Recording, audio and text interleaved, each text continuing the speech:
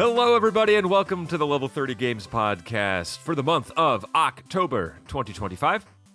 My name is Tom, and I'm joined by my lovely panel, Dan, Joe, and Drew. As always, welcome, gents, to the program. How we doing today? So good. Great, even though I got bumped to after Dan. But, yes. Well, we're going on, here's your incentive, Joe. We're going to be basing the billing as a words per episode count, and Dan took the lead last month, so you have to speak a little bit more in order to retain your top billing status. Words. Okay. All right, there you go. My sincere apologies to all of our listener. That's our single person, yeah. So more before Joe we get fans into, out there. Sorry. That's a new website we're going to start. It's called No Fans instead of Only Fans, and it's just everyone broadcasting to nobody. I just picture our one listener in like a Joe hat and a little Joe flag. But then the flag droops when you make fun of him. All right, now I have to look up if onlyfan.com is available. All right, there you go. You can sure find that it and is. keep us in the loop. So a couple of things on the agenda today. We're going to talk a little bit about what the F happened with Xbox, as we've been kicking that can down the road for a while. We'll talk about some purchase habits, as there was some interesting information released about how frequently folks actually buy video games. We'll talk a little bit about the Wii era and how it could make a triumphant return or a disastrous crash, as Joe would like to point out. And then we will end our show, as always, with trivia brought to you by Dan this month. So it proves to be an exciting one. Just before we get into our headliner, wanted to do a little bit of housekeeping here. I just wanted to take a quick second to plug a show that Drew has concocted. We have published our first episode. Actually, by the time you're listening to this, you will also have potentially heard our second episode. That show's called Memory Card. Drew, do you want to tell us just a smidge about it? Yeah, I just thought we don't get to touch base enough on not every game, but new releases. And since we all have 30 plus years of experience in the gaming industry, when you play a new game and you're like, oh, I need to go back and touch the backlog of nostalgia and plug in that Super Nintendo and push in that cartridge and blow on it before you do that, and then play the game that gave you all of the experience and feels of childhood to the forefront of today.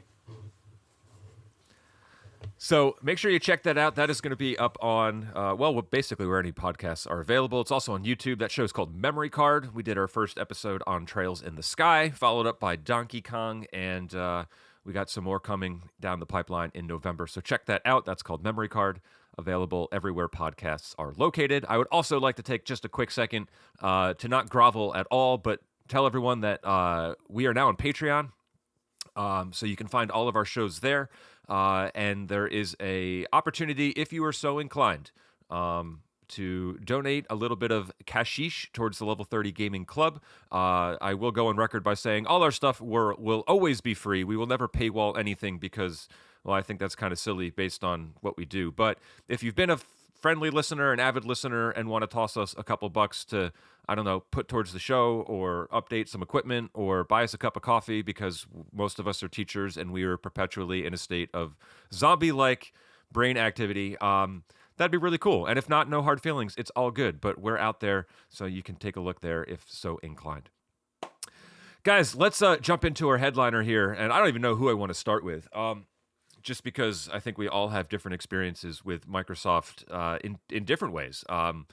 Right, Dan, our resident Xbox Series X owner and connoisseur. Joe, a big Microsoft, I don't want to say fan, that's not appropriate, but like in the tech world, you probably deal with them from a different perspective and than most of us would. And, Drew, we both worked the heart of retail when the Xbox 360 was probably the most dominant gaming machine on the market. It was announced recently that Xbox is increasing the prices of their hardware fairly substantially. I mean, again, actually, they did a price increase and then it went up again. So a Series X now will run you about $649, a Series S $399. this is uncharted territory in regards to game pricing, right? Normally, the longer a console's out, the less expensive it becomes because they want to get it in as many hands as possible and push that software, of which there is an abundant amount of, usually later in life. So, Joe, you've got a different perspective, and I'm curious to hear it. And yeah, you can kind of bolster your word count. From your perspective, your opinion, what has or like what led to Microsoft kind of dropping the ball this generation? Lack of any foresight, stupidity, stock price is pretty much what everything always comes down to. I don't know why they would have increased the prices. Like it seems nonsensical from pretty much any angle I can think of. Like the people who really want an Xbox have one by now. The people who broke their Xbox and might be looking to get a new one or something, they're not spending an extra $250 or however much to get, or 150 extra 150 to get a new one. They're gonna say, well, screw it, I'll just go buy a PlayStation. I've already played all of my Xbox games and they're all on PC now anyway. So maybe they ran the numbers and figured that, like, if nobody else is really gonna buy any, then the few purchases they'll get, the price increase will will cover that. Maybe this covers the tariffs on the few sales that they expect to get left. Or maybe they're looking to push everybody to a non Xbox hardware use case. There's that somewhat of an initiative that's everything is an Xbox now. I think you go onto Amazon and it says like the Fire Stick is now an Xbox or whatever. So I wonder if maybe that has something to do with it, and maybe it's not so much like, hey, we'll increase the price so people will go this way, but more of it's like, hey, we'll cover our costs where we can by increasing the price, and just as a happy accident, more people will start moving towards Xbox as software rather than Xbox as hardware. And they just kind of didn't look as closely at it or care as closely about the price. Yeah, I'm wondering if the care portion, I mean, obviously they're concerned about their portfolio and that, but I feel like they got their hands in so many pots that maybe it isn't as significant to them as either they want it to be, or I'm not sure. Dan, you've newly adopted a Switch 2, and so I'm sure that may be consuming more of your time now than the Xbox has traditionally. What's your take on Microsoft as a whole right now in regards to maybe mistakes they've made and things that I don't want to say turned you off the brand, but like kind of made you wonder if that's an ecosystem that's worth being in anymore? Yeah, we'll talk about it in a second, but the price increase for Game Pass is also like annoying because I think there's the model of the Switch or Nintendo where they sort of position themselves to be the second console, but when they all start creeping up in price, I think it's going to force people to say, yeah, I'm going to stay in this camp. And I think between Microsoft, Xbox, and Nintendo, many people are firmly more tied to Nintendo, and the price of that has gone up. And I just anticipate people like for me, I'm not going to necessarily continue my Game Pass if this console was out now, and it's a great console. It runs a lot of great games and a lot of my like streaming services. But if it was $400 now, I'd buy it. If it was $700, I'm not. And so I'm just, I really don't get it either. I think it's Drew. What? Oh, sorry. Go ahead. Finish up. I think it's one of those, hey, everybody's already anticipating everything being more expensive, so we're just going to cash in on that. Yeah, there is an aspect of it that, I mean, I don't know what it takes to sell anything in this world anymore, right? So I'm wondering if part of this is tariff related and they're just kind of covering their butt in that regard, as that's been back and forth given our current administration. So who knows if they're just anticipating and then hopefully coming in under the gun. But who's to say they won't change it a third time? Drew, what In the grand scheme of things, like what mistakes would you say you feel that Microsoft has made that has kind of put them in this position to not necessarily be a market leader in regards to the video game landscape? I mean, you have to go back to from 360 to Xbox One, right? I feel like that's when they fell off. Was you had this console that was the social platform. You got everyone online gaming with each other when it came to games like Halo, and then Xbox One came out. They completely jacked up the UI, which they were using the same thing in the Windows Phone, like those tiles things. Is that the same console that they made you buy Kinect for as well? No, I don't think you had to have a Connect with one. Did you? Okay. I don't know. Yeah, no, you were never forced to. No, to but buy it Kinect. was like strongly encouraged, I'm pretty sure. And that's when I fell off. The problem is like Dan said, most people are already in the Nintendo or PlayStation camp. They broke through with Xbox 360, and then I don't know what they did wrong in the next two gens, but it's bad. And at the price of $650, you could buy a decent gaming PC and just play on Steam. So then when you come time to the subscription, like, that's a whole nother thing we could talk about in a second because of purchase habits, right? But Game Passes are kind of the way to go depending on what you do. If you're a big sports fan, you get the EA Pass and you get all those games and you can download them without having to pay for them. But they are putting quality things on Game Pass. It's just I don't want to spend $30 for it. Go ahead, Dan. You said what did they do wrong after Xbox 360? I'm curious, can anyone think of a Microsoft exclusive besides Halo that would be like a big... I'd put Forza in that camp, although I think Forza is now on PlayStation, or at least one of the more recent ones was. But like, that's always been a pretty big tentpole franchise for them. They had Gears of War for a little while. Gears of War for a little while as well. Yeah, That's true. But both shooters. Fable used to be, right? They always touted Fable in their marketing material, but we've only had like what, 2-3 Fable games? I Or equate include Lost Chapters, yeah. I equate Microsoft to the same thing that Sega was doing. Sega had this great system, Genesis, that everyone was super hyped about, had some really good games, and then Saturn and CD and like whatever else just fell off, and then they became a game developer. Like, I don't expect Microsoft to, because they have the backing of the PC, and I'm sure that's just what they're using. They're like, we can throw away money. Who cares? It's video games when we're making as much as we can off of PCs. Which I think you're seeing shift as well too. I mean, probably not substantially, but I think, Joe, am I understanding correctly that like the adoption rate of like Windows 11 has been pretty subpar as far as maybe what they were expecting? I haven't kept up on it super well, but it's like with any new version, people kind of slow roll the adoption to it. They don't typically love it. People don't like change. I mean, there's still Windows XP computers out there that people are like, you will pry from my cold dead hands. That's what we record. That's what we record the podcast on, by the way.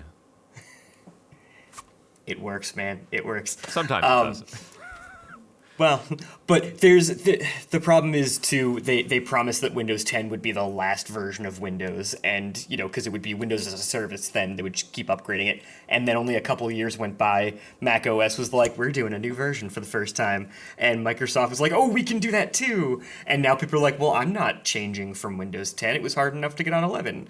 But also 11 has really strict hardware requirements, so there are a lot of people who just can't upgrade as well. Okay, and that's usually the push for most folks that want to play games on a console, is that they don't want to have to worry about hardware upgrades and, tinkering with some of the OS stuff to make sure that all the parts of that computer they put together work in perfect harmony. It should kind of work right out of the box. And I did do a quick search while Drew was chatting. The Xbox One, when it first came out, originally did require the Kinect to be connected and it wasn't until they had like patched that out later and sold a version of that hardware without the Kinect that they saw their sales kind of jump up.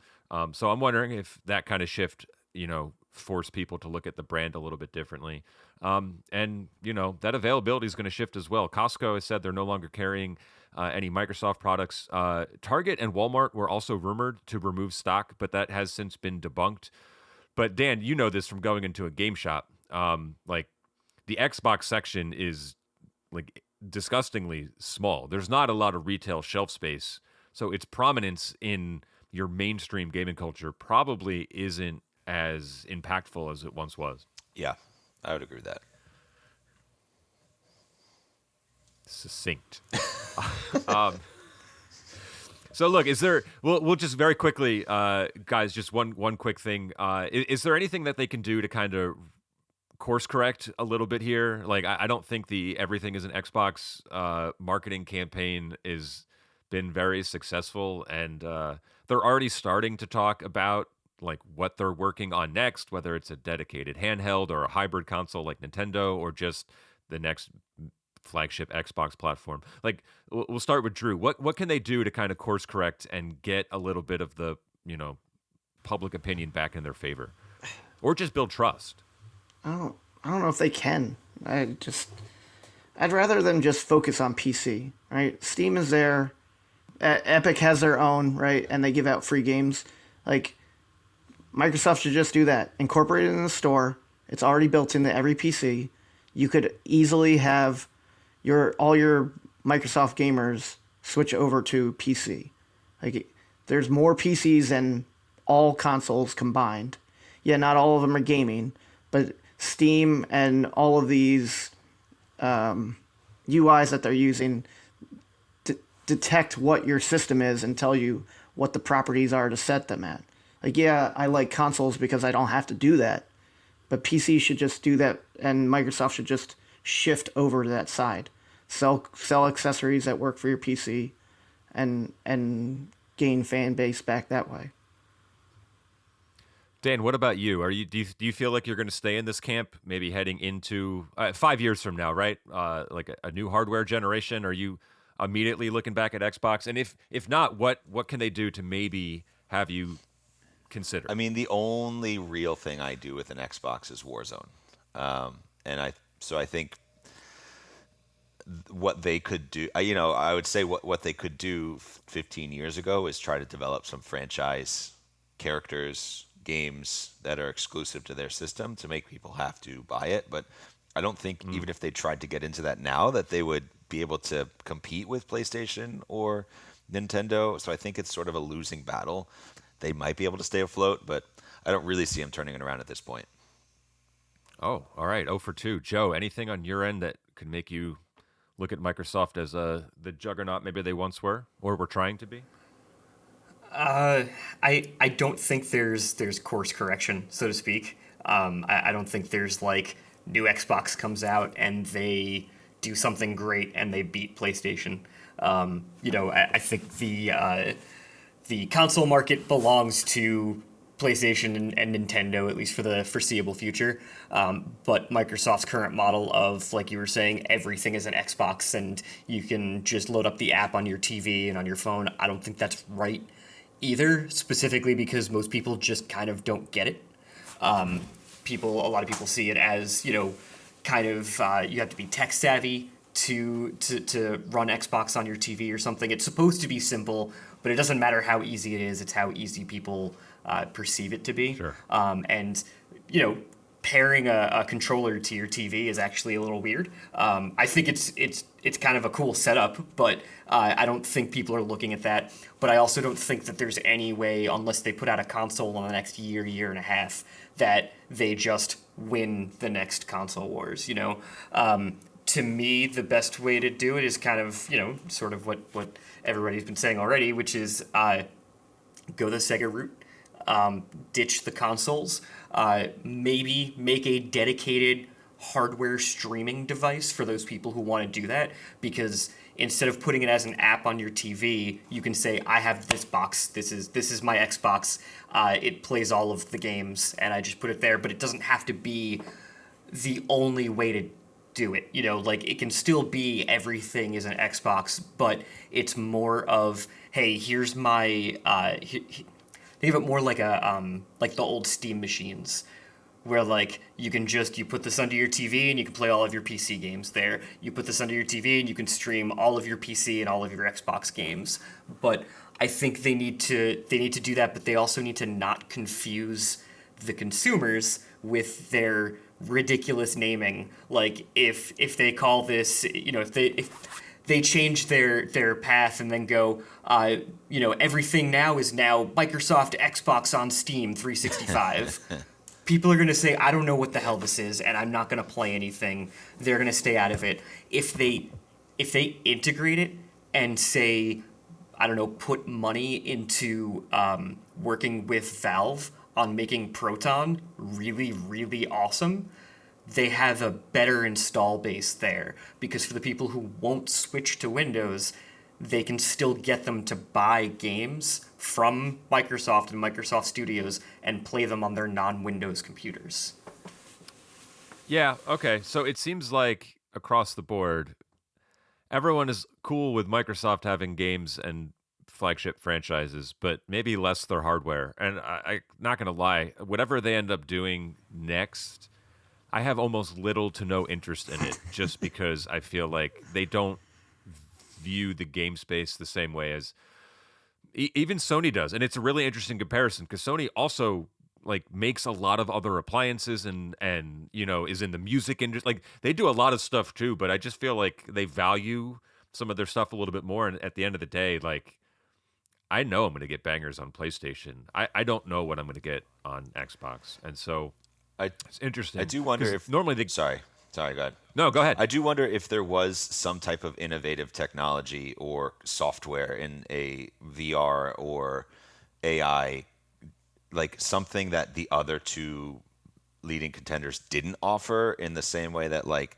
Nintendo was kind of in this weird space and they invented motion controls, or they used motion controls in a heavy way, and then they went to the handheld model with the Switch that could be both. And like, is there some type of innovative thing that people buy just because they either want a new toy or because they're curious or interested in, like, what if the video game industry majorly mashed up with AI? Not that I'm for that, but I think that could get pique people's interest.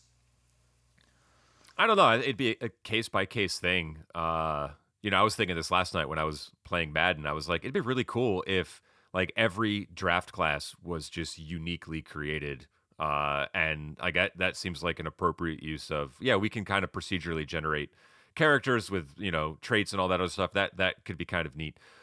But I also, and you mentioned like the Wii being innovative with its motion controls. I think barrier to entry, right? Both from what Joe had said in like accessibility and how easy it is to get into something certainly helps, but so does price point, right? You got to remember, I know it was more than almost we're almost at 2 decades, but like the Wii was $249 and people thought that it was going to come out at less, right? Like people were expecting a $200 price point for this hardware. I mean, if Xbox came out next generation and said, here's our brand new Xbox, top of the line specs, and also it's $300. Okay, maybe that needs to be a loss leader for them, right? Because we're at the point of diminishing returns when it comes to hardware specs to some degree. So, Dan, you're right in do something innovative with the tech that hasn't been done before. Joe, you're right. We got to keep it simple in regards to like accessibility and ease of getting into that ecosystem.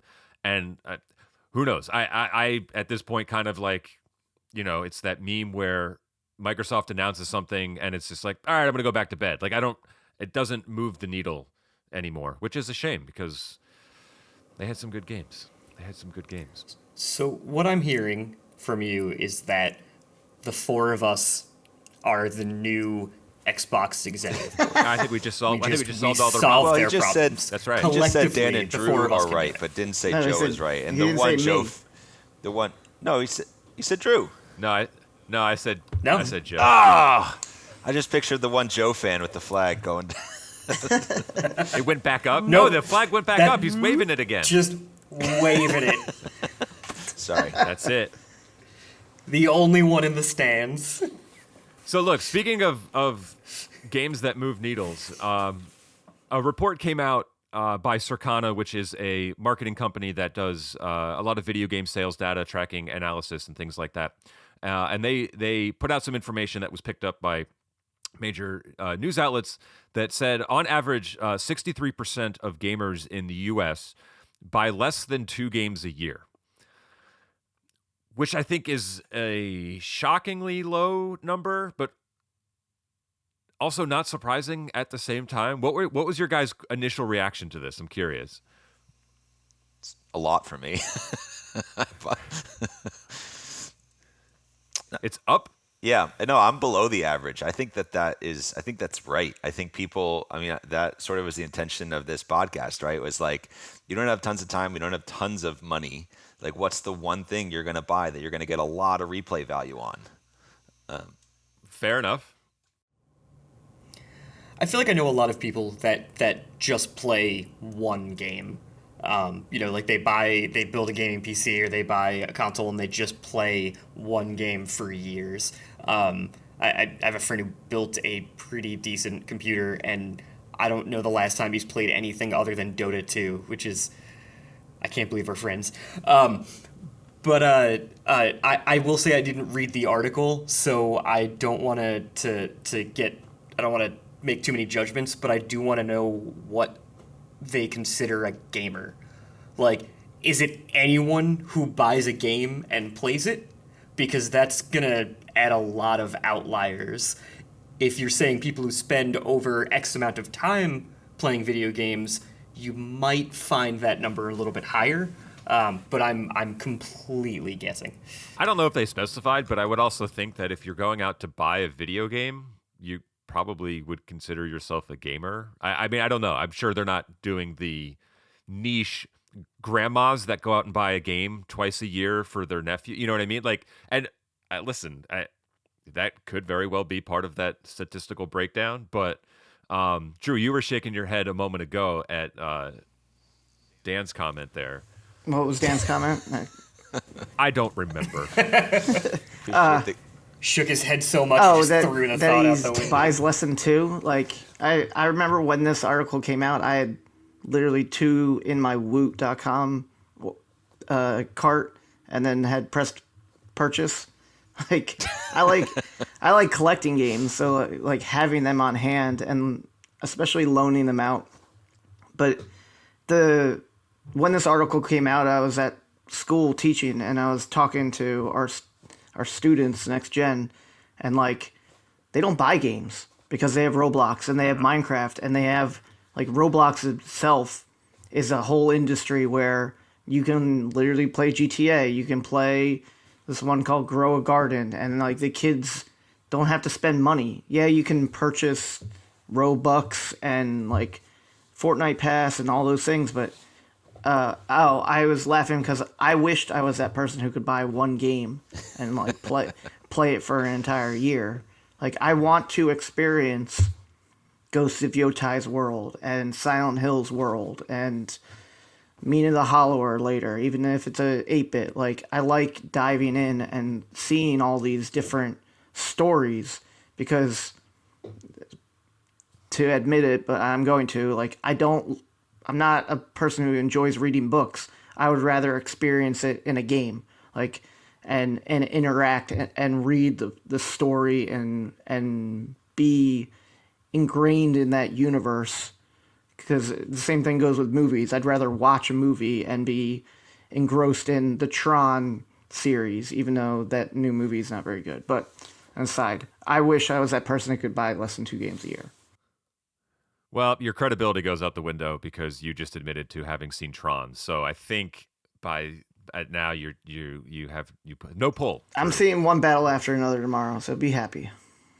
All right, well, that movie was excellent, and you have regained movie credibility now. So I am curious, like, what percentage then, like, someone like Drew and I fall in, because I saw this and I was just like, I think I bought 2 games yesterday. So I went back to look. I was like, okay, let's just go back to January and go through the calendar and see what came out and what I bought. And I hit March and I was like, oh, I only got like 2 games. I'm fine. and then like the summer hit. And this is so I counted. I've purchased, and this is brand new. I'm not talking about anything that I picked up used or Drew. When we were in Japan, we picked up a bunch of stuff. I've purchased 16 brand new video games this year, and there's at least 5 more that come out that I will buy between now and the end of the calendar year. So I'll be at 20 plus. So when we're talking about Game Pass subscription price increases going from $20 to $30 a month, it is still woefully less than I've probably paid in new video games. So there's still value proposition. Since yesterday. Now, if you want to know how many of those games I've beaten, Or fuck off. Or played. Spent more than 2 hours in, or even opened. You know what? That's probably a good one. Is how many of these have I actually opened? Admittedly, most of them, honestly. So I pitched something to the group a week or so ago in planning for the episode today. I had them kind of randomly, just without any context. Hey guys, like give me a year between 1990 and 2010, and they all gave me a quick answer, and I said, okay, great. Now imagine you're back in that year, and you can only purchase 2 games from January to December. You got to narrow it down. We'll go around the horn real quick so everyone can introduce what year they had selected without knowing what they were supposed to do. And then the game purchases that they would made, hopefully with a little bit also of what was left on the table, because I had Drew pick my year. I thought that would be fair, and he gave me a doozy. So why don't we start with Drew, as he picked a year furthest back from today. Yeah, so Tom said pick a year, and I was trying to get to one of my favorite games, but missed by a year because it did not come out in the States in 1994. So 1994 was what I'm going to equate as the Super Nintendo Genesis Metroidvania year, because you had Donkey Kong Country, you had Earthworm Jim, you had Super Metroid, which are 3 of some of the best platformers back in the day. You had Sonic and Knuckles. You had an NBA Jam that existed. Some other things. Doom 2, Super Street Fighter 2, Daytona USA. But the top 2 games that I would purchase because I'd spend the most time on them are Super Metroid, because I go back to that game almost every other year for another playthrough, because of the music and the world itself, and just how intricate like the pixel sprites are and the bosses are. Yeah, it's beautiful. Yeah.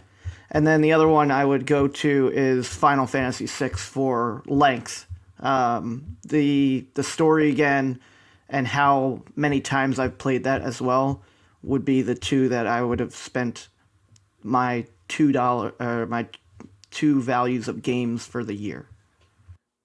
I kind of wonder now, like, how expensive those games were back then, because with Super Nintendo carts, you never know. Metroid could have been $80 in 1994. Those are good choices. Final Fantasy VI is still on my list of games I'd like to go back and play. And I might. Just gotta buy the Pixel Remaster and put it on your shelf. No, isn't it on the SNES Classic? I don't know. All right, we'll take a look at that as we move over to Dan, who had the next furthest year. Dan, run us through your gauntlet of games. Yeah, I picked 1999, and I could make an argument that it was possibly the best year for video games. So I'm gonna see. That's how I feel about mine too. I'm gonna read the list of games, and I, unlike you, Drew, I sort of counted if it came out in Japan as the same year, because it technically existed in that year. So I apologize if there's a little bit of gray area. Oh, there. You cheated! Now I'm mad at you. Well, so I can cross off both of mine and just say Earthbound and Earthbound. No. Yeah. Okay, here's the list. Just the top of the list: Soul Calibur, Gran Turismo 2, Tony Hawk Pro Skater, Age of Empires 2, Medal of Honor, Mario Golf, Donkey Kong 64, Silent Hill, Need for Speed, NFL Blitz 2000, Jet Force Gemini, Harvest Moon 64, Pokemon Snap, Mario Party 2, EverQuest, Unreal Tournament, Counter-Strike, Crazy Taxi, Grand Theft Auto 2, Command and Conquer, Tiberian Sun, Pokemon Gold and Silver, Legend of Zelda, Ocarina of Time, Worms Armageddon, SimCity 3000, a personal favorite of mine, StarCraft, and another personal favorite, Choo Choo Rocket. But none of them would be the two that I would buy, because these two are still games that I actually play today. And one of them I keep an old Windows laptop for, just because it's the only thing that can play it. The two games. Can I guess? Can I make a guess? Yeah, sure. Is it Roller Coaster Tycoon? Roller Coaster Tycoon is one, which Okay. could argue is the first and best Incredible strategy video game that changed the industry. And the second is, I would argue, one of the best RPG games ever made is Heroes of Might and Magic 3. Wow. Okay. So both of those also were PC, PC. exclusives, Yep. right? Yep. Wow. Okay. Did not see that coming. Yep. I would lobby for Roller Coaster Tycoon. I bought that on Steam only to then find out it does not work on my operating system in any capacity. So I have tried. My Steam Deck at one point was I'm just going to play Roller Coaster Tycoon through this because I can. That game is awesome. Tell us a little bit about Heroes of Might and Magic. Heroes of Might and Magic is a fantasy-based role-playing. You pick a sort of like a group. It was maybe the predecessor to like Warcraft and that type of. You had sort of like a team, and the team had 7 different creatures that you could buy. You needed resources. You had to go out to get. You had to go out and get materials and those resources. You leveled up your hero, and you battled other computers or people doing the same thing. It was very grounded in the folklore of the fantasy realm, which is a place I love to be. But it was a great RPG game that I think helped lead to Warcraft and then World of Warcraft, and then that like explosion of online fantasy RPG role-playing type game. Still play it today. That's awesome. Really cool picks. All right, I like that. Joe, you had the year next, 2001. Take us through a journey. Well, you didn't say prepare for a journey. You just said prepare some. I disagree. So We're going on an adventure. So I have a real nostalgic spot for the Oracle of Ages and Oracle of Seasons games. So you're blowing both picks on the same Zelda game? Well, I don't know which. They're both similar enough. I don't know which I'd go with. Probably Ages, but I feel like whichever one I get, I'm going to be happy with, and the other one will just be the left on the table one. Or I'll be miserable because I don't get to play them both. Whatever. They're fun games. They're real cute. Sure are. The other game, I actually just changed my my choice, like not even a full minute ago. I see that. Tony Hawk's Pro Skater 3. Wow. Strictly because I needed a Tony Hawk game, and that's the one that came out in 2001. I would take any of them up to American Wasteland, I guess, because they're all pretty excellent. But I think we've talked about it on the show. We've talked about it not on the show. That game just created mine and so many other people's like taste in music in general. Yep. Like so many bands that I listen to now are from that game, and so many, like, I found out about a lot of them from that game, and then others went back to afterwards and realized, like, oh, I've been listening to this band for a few years, and they were on an early edition of this game. But it got people into skateboarding, it got people into music. It was definitely not accurate to what skateboarding is, though. What, you mean you don't go down giant vert ramps in an abandoned warehouse listening to Goldfinger while you fly through the top little thing, right? Look, there is some accuracy to it, okay? That is kind of how I spent my 20s, and how I plan on spending my retirement as well. But it's, I also never really learned I never really learned how to grind for like 70 kilometers on like power lines. Oh, yeah. I couldn't figure that out, but Tony Hawk's Pro Skater allowed me to do that. It gave me the dream. Gave me the chance to fulfill those dreams that I never could in real life because I'm just not athletic. It's as simple as that. I sat on a couch and button matched until I had hundreds of thousands of points and collected all of the letters of the word skate. There you go. Yep, that's it. Because it did teach me how to read. My left on the table though. Yeah. What did you there were a replace? bunch of What did you Kirby's. replace last minute? Conker's Bad Fur Day. Oh, Mad at you. Drew doesn't. Whoa. So mad at you. Drew. What? Why? For Yeah. for replacing it? Because it's I know it's an excellent game and it's probably the first like adult humor game that I played. And it's super immature, but it's a little tongue in cheek. A lot of that game sticks with me. It really made me realize how much I love like platformers and stuff. I think it's fun and I think it's silly and I think it hit on a lot of cultural marks of that time in the perfect kind of satirical way. I think they destroyed it by re-releasing it on Xbox and taking out a lot of the fun parts. And it's like a core memory of the evil Nazi teddy bears holding a sniper rifle and just going, ooh, snappy snipe. Like, I can hear it in my head. Haven't played the game in years, and I can still hear that in my head. So that was a fun game. It had awesome multiplayer as well. Yeah, it did. Definitely a tough choice between that and Tony Hawk, but like Zelda had to stay in there. I think he made the right decision. Sorry, Drew. No, I'm with Joe. I think I like. I was thinking when he was talking about Tony Hawk Pro Skater and the soundtrack. Like my year soundtrack was Donkey Kong Country, right? Like now it's a bop, and then you go hard to it. But all our kids are always like, you play some of the music that we listened to in the early 2000s, and they're like, "Oh, that was on NBA 2K16 soundtrack." Like, yeah, a soundtrack definitely hits the right spot, and can carry you a long way. sure can. Yeah, it can. Nice. A lot of Kirby games apparently came out in 2001. There was Crystal Shards came out, and Tilt and Tumble, and a few more that I have on a different tab that I can't find. But because of that, I couldn't pick a Kirby games because there were just so many of them. It felt kind of unfair to Kirby. The probably one of my most important games also is Sonic Adventure 2 Battle, and I put I put specifically in our list that it came out in Japan because it didn't hit America until 2002. I was still trying to figure out what SA2B stood for the whole time. So. Sonic Adventure 2 Battle. All right, now I know. It without a doubt, the best Sonic game.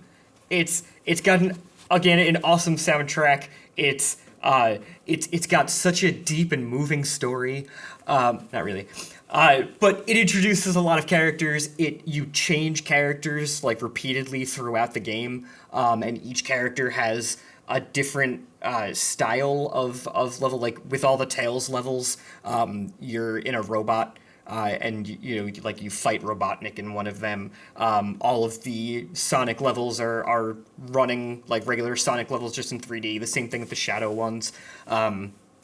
There's also the Knuckles and Rouge levels where you have to hunt for the Chaos Emeralds and stuff, which don't go back and play those levels. They are impossible. The camera is just the worst. Oh, I'm sorry. Are you saying a camera in a 3D Sonic game is bad? never heard that one before.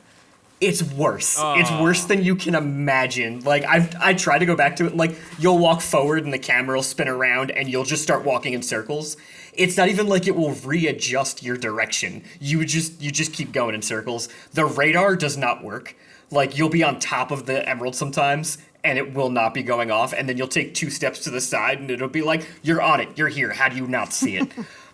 So don't play those levels, but the game overall, super, super fun. Also introduces Tikal, and I don't know her backstory or anything. She's a cool shade of orange. Okay. I like that about her. Yeah, it's a good Got color. orange fans Good out color. there. Got some. Oh yeah, anyone who's a fan of the color my God. orange. My desktop is orange. So yeah, big gaming year in 2007, and I had one game I landed on super quickly, and then the other one I actually flip flopped a bit, and I really didn't want to actually put it as my second game. Here's what was left on the table. This was a big year of sequels. We got Call of Duty 4, Modern Warfare, God of War 2, Uncharted, Drake's Fortune, Pokemon Diamond and Pearl, BioShock debuted, Metroid Prime 3 came out, Zelda Phantom Hourglass, the Orange Box, which was like a smattering of games. Talk about value. Rock Band came out with their full-on, plastic peripherals, and that was a time. Mass Effect debuted, as did Assassin's Creed. This was a big year for a lot of franchises to get their start. And I landed on two games that, one of which it was an easy given for me, and that was Halo 3. That game has a special place in my heart as the peak of that generation and being a communal aspect. This was a game where I was living in Philadelphia with 4 other people. This was like right after college, and a lot of nights were spent playing online multiplayer. Because remember, this was a time when you can do 4-player split screen and also be online at the same time, and I was very compelled to always try and be the team leader when it came to running up those kill streaks. And not to mention, Drew, this was also the peak of our retail experience in the video game industry, and this was a campaign that we were able to play co-op, and I'm pretty sure we would get together with people that we knew from work, like just customers or regulars that would come in, and we would end up doing like Halo 3 campaign runs and just have a blast playing that together. There was nothing more humorous to me than, and Dan, you could attest to this now. All right, everyone, get in the Warthog. I'm going to drive us to freedom, only to then be the just most rubbish driver ever and get everyone killed. Because those controls were pretty awful.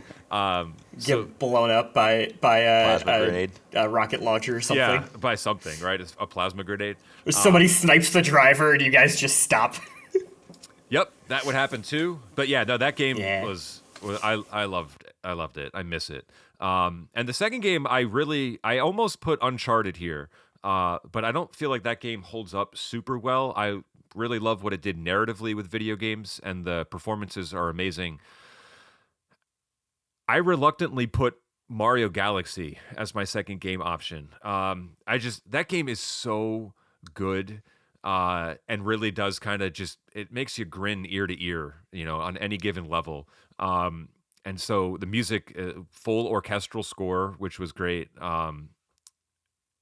That game is just kind of like joy in a cup, and I love that. So thanks, guys, for taking a small trip down memory lane as we talk about our purchase habits a bit there. And it's an interesting way to transition to our next segment, right on the heels of Mario Galaxy. Mario Galaxy 1 and 2 have come out on the Switch. And did any of you guys pick this up or plan on picking it up? I'm debating.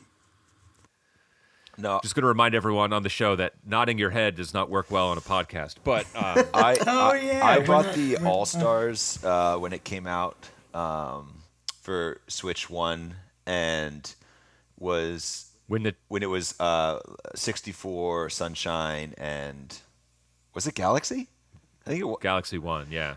And I really enjoyed playing through them, but I also beat them in a few hours and was like, not worth $60. Show off. $70 they are now. Yeah, so I just feel like it's not. If it was $25, I'd go back for nostalgia, but I'm not spending $70 on a game I've already played and beat 3 or 4 times.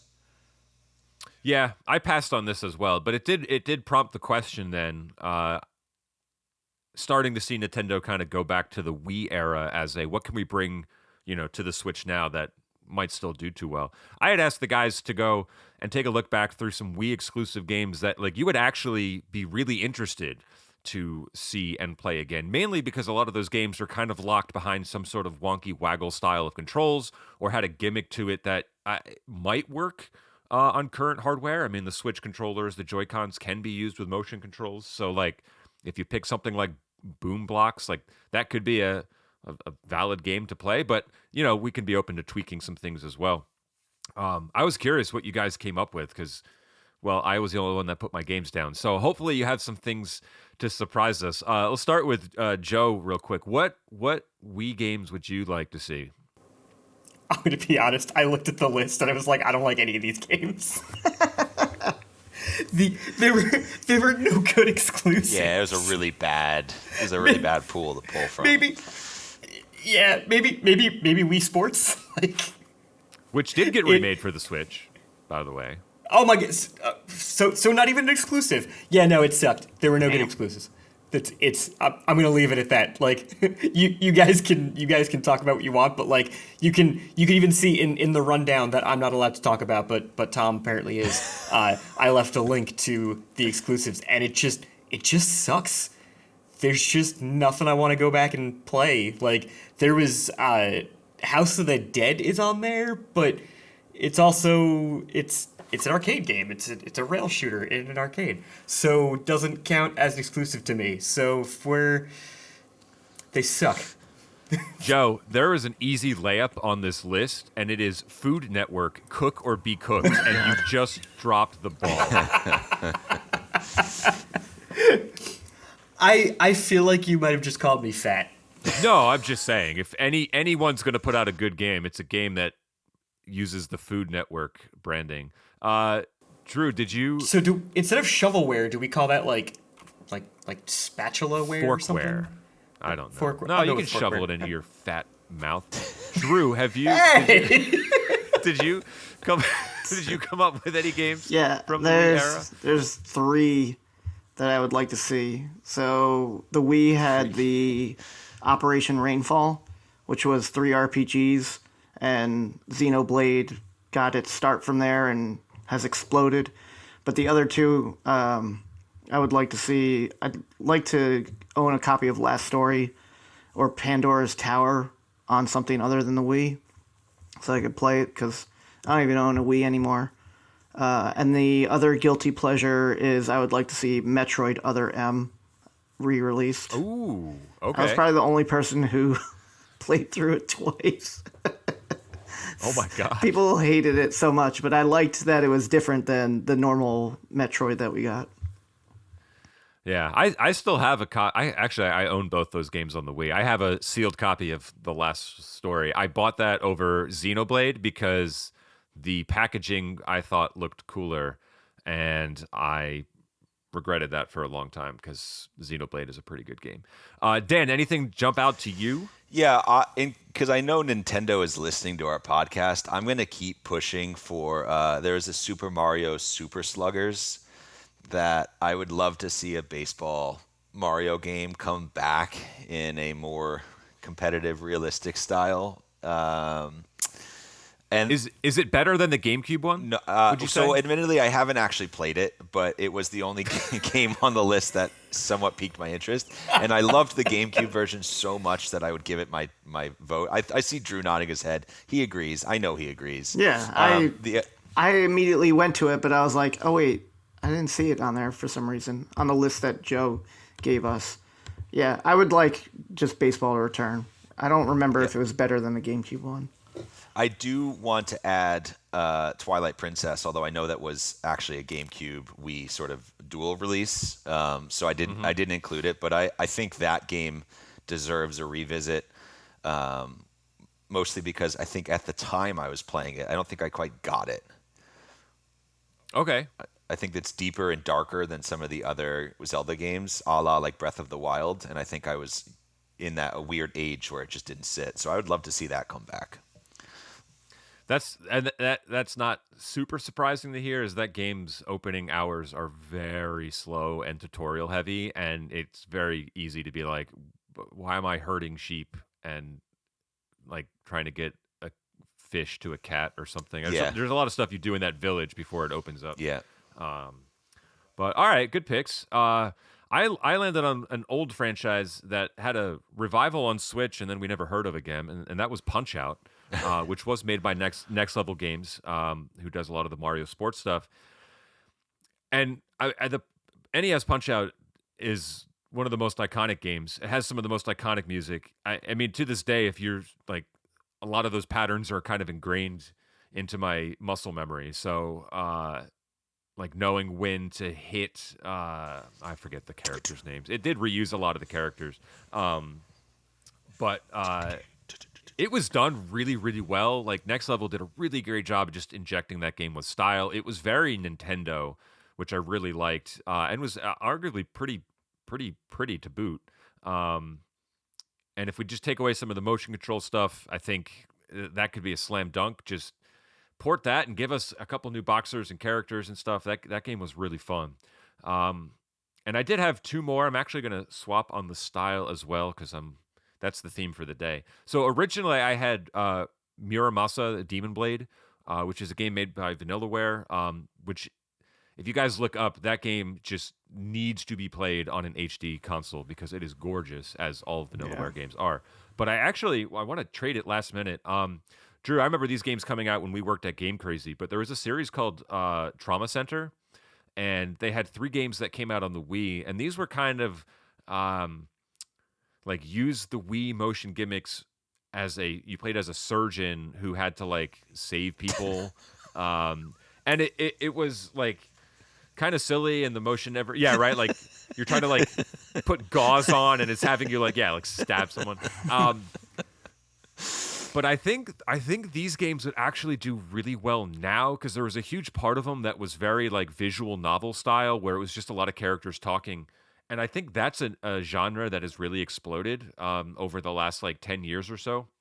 And so I think they would do really well if they kind of honed in some of the surgical gameplay elements, but like kept a lot of that visual novel style like story progression, because I thought that was interesting. Those games are really, really cool. So those would be my picks. And if they came out with either of those on like the Switch or Switch 2, I think that would be a day one for me. Punch Out for sure. Trauma Center. Those are good things. To go with every podcast this year, I feel like they remade Punch Out, right? We have to mention ARMS exists. That's right. You know what? We've had a very long ARMS reference drought on the show. Do you think ARMS would have done better if they called it Punch Out 3D? Oh, absolutely. Yes. I think calling a video game ARMS was like a pretty. It's like, okay, so what? You're just like ARMS? Okay. The marketing guys upstairs were like, shit, who's going to tell them this is a terrible name? I'm telling you, they'll make that off-brand MMA and they'll just call it Legs. Drew, every time we bring up ARMS, you make a Legs joke. Because they need to make a sequel. There you go. But that's basically ARMS. Oh, God. How long have you been waiting to use that, Tom? You can't make a trumpet sound without arms. Or a blowhole. You can make it without legs. Yeah. Which way does a dolphin play a trumpet? I can't even talk. You know, there's a third way that they did not put on that picture. Let's not. All right. Oh yeah, let's keep it classy, right, Joe? Yeah. We do keep it classy. Already talked about shoveling food into my fat mouth, fat face, whatever, and the fat ass character.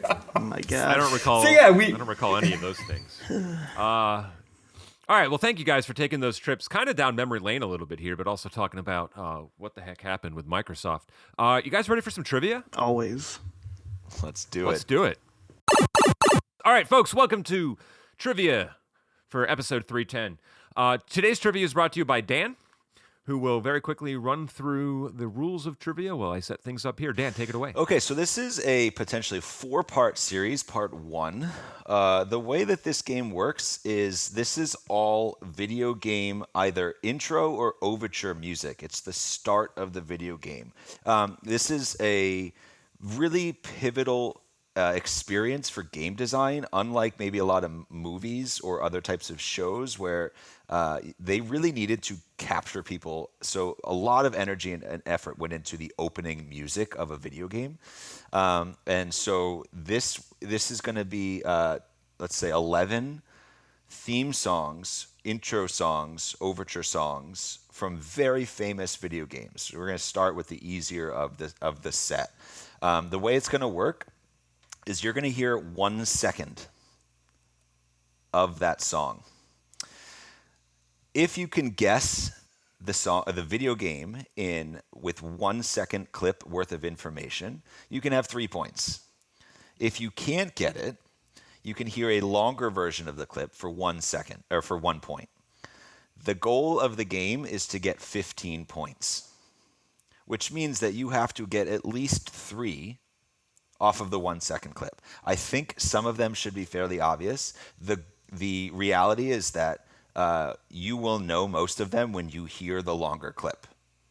So the challenge is how little information can you have? How quick does your brain recognize that start of that song? And I do want to specify that I did not root through the song to find a 1 second clip. I started every clip at the first second of the song. And I did that for a very intentional reason, but we can give a little bit of a sample. Tom, do you have a sample that you can show the folks how it works? Longer clips, but here we go. Here's the first sample. Oh, all right. Well, there's Wii Sports, right? Got it, right? So that would be Okay. an example of 3 points, right? So again, you're going for 15 points total. I'll keep score. We can go quite quick. We don't necessarily need to deliberate on them. You either know it or you don't. So up first, question 1. We're going to start with Drew.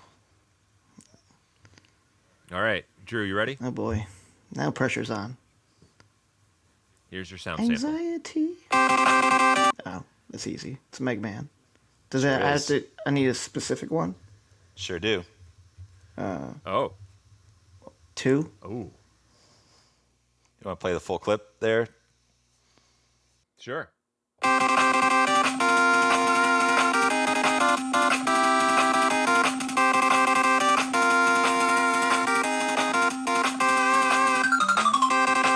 Mega Man 2 is correct. Nice job. They get progressively harder as they go through. You should have given that Why one to did you Joe. start with Joe? I like Joe. All right, Oh, okay. next option's going to be... You just implied you don't like Drew.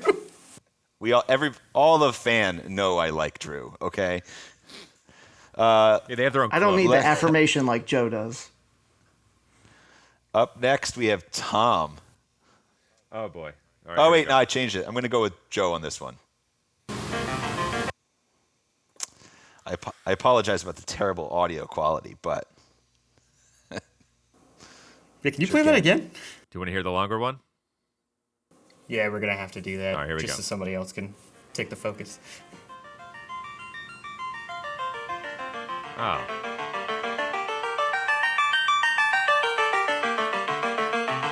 That doesn't sound like the same clip at all. That helps. Do Yeah. you guys know it? Yes. I don't have to give the answer anymore. Are we allowed to chime in now? You sure can. It's for 1 point.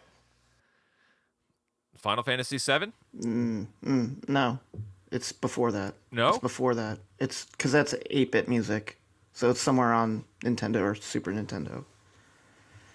I don't know if it's somewhere between 1 and 6. It's more bit tuney than it is PlayStation. So you want to go Final Fantasy IV? We have to get the number right. It's Game fine. Master. You Yeah. can see with his grin. Yes. Yeah. I'm looking for it, but it's yeah. No, you do not have to get it. It's okay. So can I? We got the series, so we're getting the point, You got right? the series. You're getting So the then point. I'm gonna go with 2 or 3. Tom's going with 7, right? I'm going to go with 4 now. It's actually 6. Okay, it is. Ah, well. 6 is I didn't 3, not having depending on played what nation you're in. That's true. Oh god. That's true. Wrong right. either way though. We got 4 points. There you go. Looking for 15. Up next, we got Tom. Oh my gosh! Come on, Tom. See, if you had done it the other way, Drew would have been able to get it.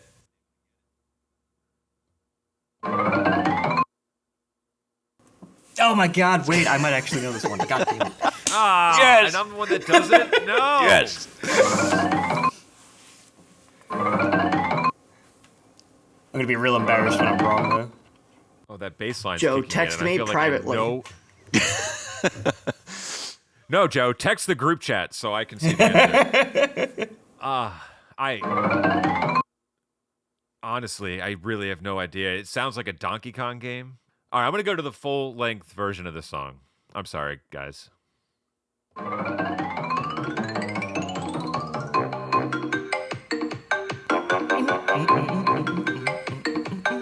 Come on!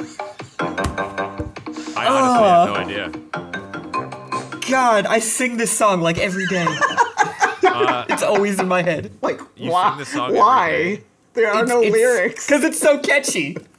It's so catchy, though. It's not like Donkey little Kong bell 64, is No, it? but you have the right developer.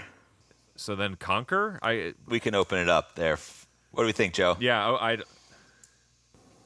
It's Crash Sure is. Bandicoot. Oh, I was Oh. completely wrong then. what Whoa! were you thinking? I was thinking Banjo-Kazooie. Ooh. Oh. See, I wasn't a okay. I wasn't Oh a my PlayStation God. person. This has never happened. This has never happened before. I was right, and the two of them were Damn. wrong. Good job, Joe. Way to get us to 5. Wait, Whew. so Ooh. are we taking that as a point? Yeah, Joe got it. Okay. Oh, all right. Luckily, I didn't ask Drew first. All right, so the next one, I need the three of you to decide who is going to answer first. The last one was a fluke. Do not pick it. And I just got one wrong, which I'm normally good at. Yeah, audio. Joe. No, we're picking Joe. You've the only person to get 2 correct. All right, number 4. Here you go, Joe. You got this. Oh, fuck. You guys are dumb.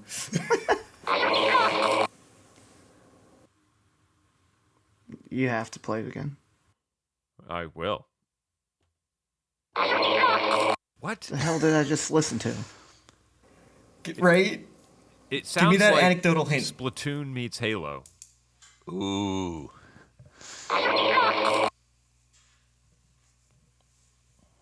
Keep going. Keep Oh, wait. thinking. It's in there.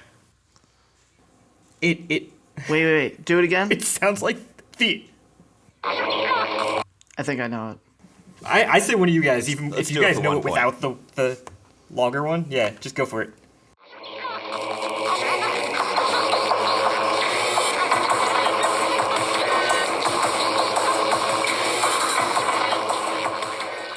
It's a Metroid.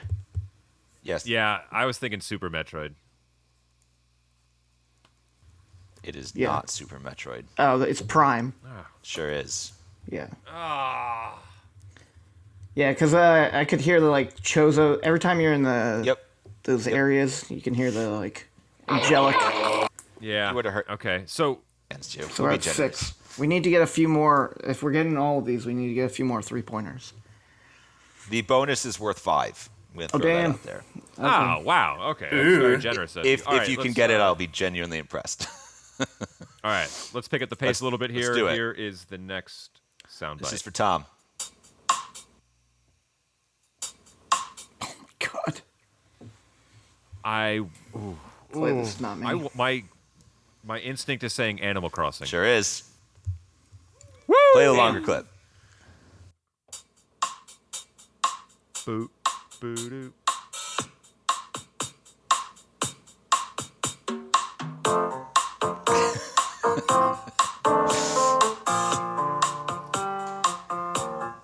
Well done. This is it. All This right, is the whole I episode. redeemed myself Us there a jamming. little bit. Okay, cool. The next up, we're going for Drew. All right. I know this. Why can't I think of it right now? Keep playing it. I think Like I can see flashbacks of things in the game, and now. I already said it, didn't I? You may have said it at some point. I don't know if you did. And we get no points if I guess wrong, right? No, you can still get a point if you get it after the first second clip. No, I'm saying if I give a guess for the 3.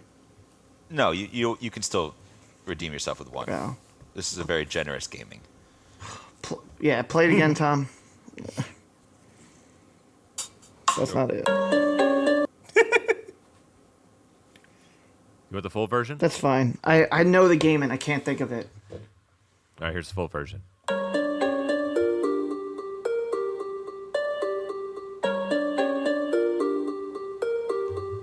Is this the title screen? Sure is. Yeah. Oh, I think I know what it is. You can. It's open for 1 point. What do we Go got? ahead, Tom. I can't think of it. It's eluding me. I want to say Luigi's Mansion, but I'm not sure. Nope. No, it is not Luigi's Mansion.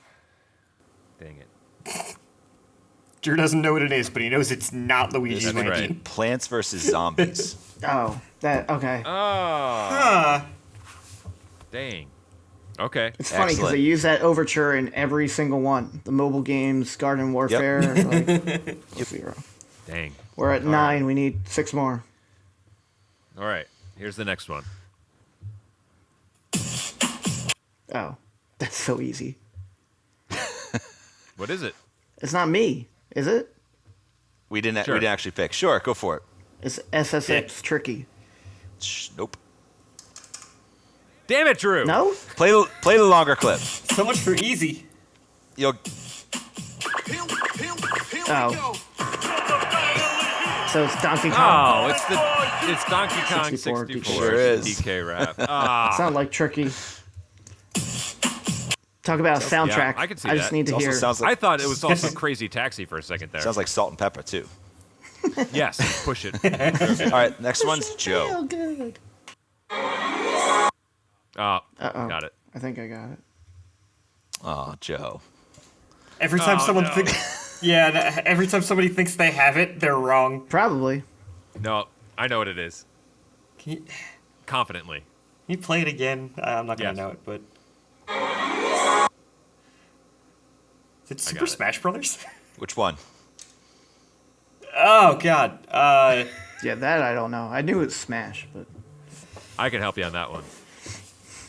I want to say I after Joseph. want to say Melee, but Say it. okay, Melee. Sure is. Yes.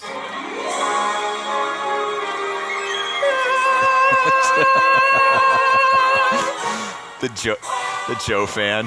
Joe fan is loving the moment right now. Just sobbing into their headphones right now. You know how they do the we're like at- Philharmonic 3, with 4, Legend 5, of Zelda? 6. They should do that with Smash. 9, 10. We are at 13. You got 2 questions left plus the bonus. Who wants to take the next one? Joe or Drew or Tom? I'll take it. You'll take it. All right. Ready, Drew? No. Okay. This is 9? Yeah. This is 9. All right, here you go. I'm gonna have to go with the 6-second clip. I would have been wrong. That's Halo. See, I was going. Halo? I was debating on whether it was Halo or God of War. I don't remember. That was Trixie. That was a Trixie That was Hobbit. Trixie. I was like almost in my head being like, test your might. Okay, it's Mortal Kombat. Yeah. It's not. Wow. I don't remember Halo starting with that clash. I thought it was just Yeah. the chance. Oh, man. Halo. This is not. I've done very poorly here. 6. We're at 14. Need one more. All right. Your math is better than mine. We really All right, have to Joe the this last to lose. question. You, Tom. Oh my God! That's The Last of Yeah, Us. I was just Sure saying, if you is. get this wrong. Wait, what was it? It sure is. You got it in the last one. The Last of Us. Okay, so I got mine correct. I just messed everybody else up. All I can. Do we do the bonus? The just for bonus, fun? I would argue, is one of the best opening music to a video game possible. Oh damn! Let's and see- this is let's for hear it. all of And us, it must right? be hard because it's 5 One points. second yeah, clip. Sure.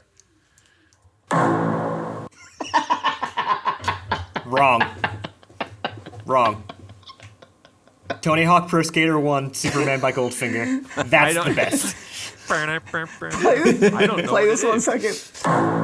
That's not the opening song, though. It's I guess. It is Drew, one you know it? I have no friggin' idea. note.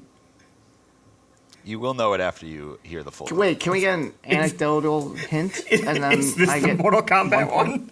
You can get 1 point. It was already mentioned in this podcast. Oh, that's It was already mentioned in this trivia. no one knows.